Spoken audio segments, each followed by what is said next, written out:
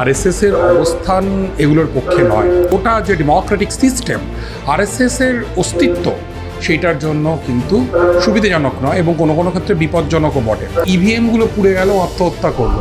RSS এর registration আছে কি নেই সেটার থেকে অনেক গুরুত্বপূর্ণ কথা হচ্ছে যে আরএসএস সংগঠন হিসেবে আমাদের ভারতবর্ষ যে মৌলিক বিষয়গুলোর ওপর দাঁড়িয়ে রয়েছে, আমাদের সংবিধান যে বিষয়গুলোর ওপর দাঁড়িয়ে রয়েছে, আরএসএসের অবস্থান এগুলোর পক্ষে নয়।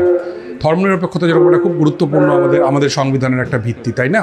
আরএসএস সরাসরিভাবে হিন্দু রাষ্ট্র কায়েমের কথা বলে, কিন্তু এই জায়গা থেকে একজন ভারতীয় নাগরিক হিসেবে আমার মনে হয় যে ভারতের যে সংসদীয় গণতন্ত্র, ভারতের যে গোটা যে ডেমোক্রেটিক সিস্টেম, আরএসএসের অস্তিত্ব সেইটার জন্য কিন্তু সুবিধাজনক নয় এবং কোনো কোনো ক্ষেত্রে বিপজ্জনকও বটে। এবং আরএসএস তো এগুলোকে গোপন করে না। আরএসএস যে হিন্দু রাষ্ট্র কায়েম করতে চায় সেটা তো আরএসএস গোপন করে না। হিন্দু রাষ্ট্র কায়েম করা মানে কি? মানে হচ্ছে আমাদের বর্তমান যে সংবিধান, আমাদের ধর্মনিরপেক্ষতা, ধর্মনিরপেক্ষ ভারত, সেই ভারতের কবর রচিত হওয়া। কাজে আরএসএসের রেজিস্ট্রেশন আছে কি নেই, আরএসএসের ফান্ড তুলছে কি তুলছে না ইত্যাদি, এর থেকে অনেক বেশি আমার কাছে খুব গুরুত্বপূর্ণ হচ্ছে যে পলিটিক্যালি আরএসএসের যে অবস্থান, সেই অবস্থানটা হচ্ছে আমাদের যে দেশ, আমাদের যে সাংবিধানিক গণতন্ত্র তার বিপরীতে। এই জায়গা থেকে আমি মনে করি যে আরএসএসের বিরোধিতা করা আসলে ভারতের সংবিধানকে রক্ষা করার সঙ্গে জড়িয়ে থাকা একটা কর্তব্য। 20শে জুনকে সমর্থন করা না করার থেকেও যেটা খুব গুরুত্বপূর্ণ হচ্ছে, আমার কাছে আজকের দিনটা হচ্ছে উদ্বাস্তুদের দিন। এবং উদ্বাস্তুদের যে স্রোত, দেশভাগ হয়েছিল ধর্মের ভিত্তিতে। দেশভাগ যখন হয়, আমাদের পরিবার যেমন পূর্ববঙ্গের নাটোরে থাকতো, ওখান থেকে আমরা সাম্প্রদায়িক রাজনীতির কারণেই উচ্ছেদ হয়ে এখানে চলে আসতে বাধ্য হই। তেমনি আমি আজকে যদি ভাবার চেষ্টা করি যে যাদবপুরের কাছেই সেলিমপুর বলে একটা জায়গা আছে, সেই সেলিমপুরে একটা কবরখানা আছে। সেলিমপুরের নাম সেলিমপুর, সেখানে কবরখানা আছে, কিন্তু গোটা সেলিমপুর খুঁজলে কোনো মুসলিমকে আর খুঁজে পাওয়া যাবে না। তাদেরকেও কিন্তু চলে যেতে হয়েছে। আমাদের এখন অনেকে নাম মনে রাখেন না, বামফ্রন্ট সরকারের শ্রমমন্ত্রী ছিলেন মোহাম্মদ আমিন। তার ফ্যান্টাস্টিক একটা আত্মজীবনী আছে, জীবনের ধূপছাও। সেখানে সেটা পড়লে আমরা দেখব, আমরা যেরকম পূর্ববঙ্গ থেকে এসে এখানে ভয়ঙ্কর যন্ত্রণার মধ্যে ছিলাম হিন্দু উদ্বাস্তুরা, একই রকমভাবে এখান থেকে যে মুসলিম উদ্বাস্তুরা তারা পূর্ব পাকিস্তানে চলে যেতে বাধ্য হয়েছিলেন, তারাও কিন্তু ভীষণ কষ্টের মধ্যে ছিলেন। আমি বদরুদ্দিন উমরের কথা বলবো, বিখ্যাত ঐতিহাসিক বদরুদ্দিন উমর, বাংলাদেশের মানুষ।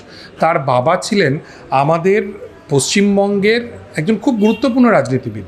বর্ধমানে তাদের বিরাট বাড়ি ছিল, সেই বাড়ি আগুন জ্বালিয়ে দেওয়া হয়েছিল, তাদেরকে ওখানে চলে যেতে হয়। কাজেই এই যে গোটা ব্যাপারটা, দেশভাগের রাজনীতি, ধর্মের ভিত্তিতে মানুষকে তার ভিটে মাটি থেকে উচ্ছেদ করবার রাজনীতি, এটাই তো সবচাইতে যন্ত্রণার। আজকে শ্যামাপ্রসাদ মুখোপাধ্যায়কে বলা হচ্ছে যে তিনি পশ্চিমবঙ্গের রূপকার, বলা হচ্ছে তিনি পশ্চিমবঙ্গের জনক। আমার জানতে ইচ্ছে করে শ্যামাপ্রসাদ মুখোপাধ্যায়ের ব্রিটিশ বিরোধী আন্দোলনে ঠিক কতটা অবদান ছিল। তিনি ব্রিটিশের বিরুদ্ধে লড়াই করতে গিয়ে আন্দামানে জেল কেটেছেন, তিনি গুলিবিদ্ধ হয়েছেন, তিনি মার খেয়েছেন, তিনি কি করেছেন। বরঞ্চ আমরা ইতিহাস জানি, কলকাতা বিশ্ববিদ্যালয়ের উপাচার্য হিসেবে শ্যামাপ্রসাদের অবস্থান ছিল ইউনিয়ন জ্যাকের পক্ষে, ব্রিটিশ সাম্রাজ্যবাদের পক্ষে। কাজেই আর পশ্চিমবঙ্গ হচ্ছে নেতাজি সুভাষচন্দ্রের জায়গা, পশ্চিমবঙ্গ হচ্ছে অসাম্প্রদায়িক ধর্মনিরপেক্ষ যে আমাদের দীর্ঘ ঐতিহ্য, সেই ঐতিহ্যের যে ভিত্তি, তার উপরে দাঁড়িয়ে রয়েছে পশ্চিমবঙ্গ।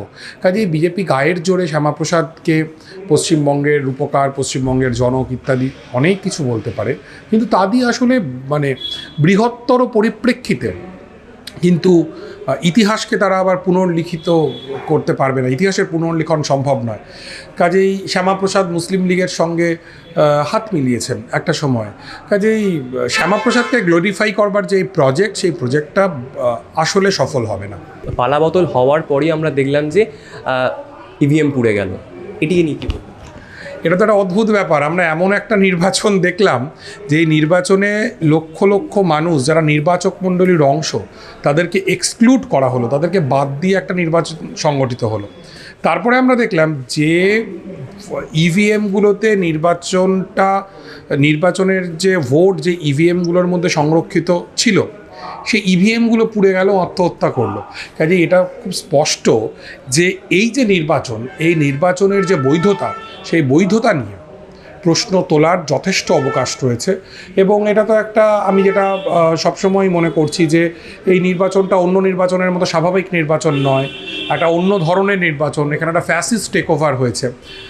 এই যে যাবতীয় ঘটনাগুলো, আসলে এই ইভিএমগুলো পুড়ে যাওয়া, ইভিএমগুলো আত্মহত্যা করে ফেললো যেন, এই সব কিছু আসলে প্রমাণ করছে যে এই নির্বাচন একটা অন্য রকমের নির্বাচন এবং রাজ্যের আগের পালাবদলের থেকে এটা একটা অন্য রকমের পালাবদল।